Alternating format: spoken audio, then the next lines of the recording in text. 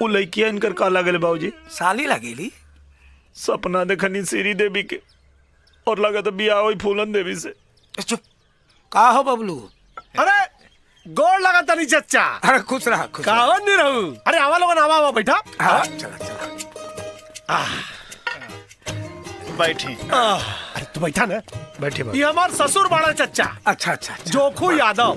ये नहीं का बिटिया बा हमार साली लागी। अच्छा अच्छा। ये हमार छोट लड़का बेचन स्कूल में चपरासी बा। ब्याह हमरा ने रहू के करे के बा। अरे बिया का कहा चच्चा? एकदम एक नंबर लड़की बिया। निरहू के देखते पसंद आ जाए। तो कढ़ाइयों भी करिया लागतिया। सेहत से तो लगा ताकि खाए के बड़ा शौकीन बाड़ी। हाँ रख दे रख।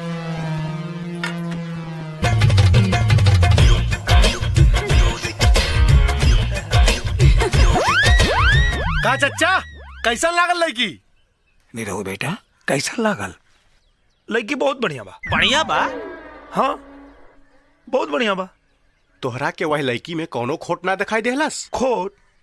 कैसन खोट? इतना सुंदर तो रहे लड़की। सुंदर है।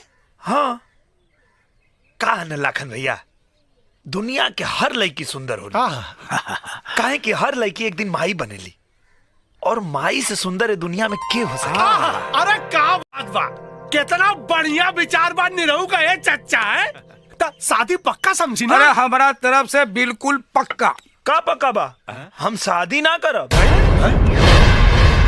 निरहू एक बात समझ ले, हमरा के ना सुने का आदत नहीं खे। अरे आप तो गुस्सा हो गए नहीं। आपके साली में कोनो कमी नहीं खे। सुनी ना उ का ना कि हम भी आकर अब अपने सपना के रानी से, और ये हमरे सपना के रानी नहीं खे। अरे ढेर नौटंकी मत कर, नहीं तो सारे शादी से पहले ही सराद कर दे तोर। अब देखा हद पार मत कर, ना तो अपने दरवाजा पे पिटाईबा गांव भर थूकी मरतबा। छोड़ा जाए दा बबलू, इस साला सपना के रानी के चक्कर में पागल हो गई बा। अरे ते पगलेट के कौनो पगलिया मिली है चच्चा, सपना के रानी ना। और मिल गई तब? ते बाबू अगर मिल गई ना तो पूरा गांव में साला आधा मोज कटवा के घूमब। हाँ तो तू घूमने खातिर तैयार रहा, काहे कि हम तापन सपना के रानी लिया के रहब। नाव निरहुआ और सपना सलमान खान की पगलेट साला।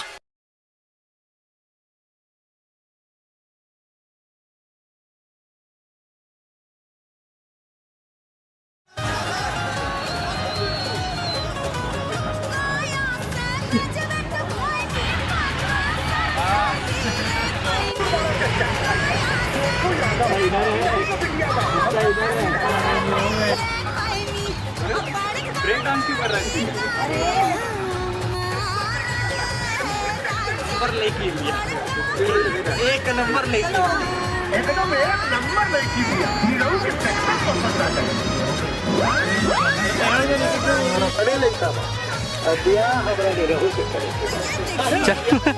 आ जाओ आ जाओ। एकदम कितना बढ़िया विचार बा निरहू का एक।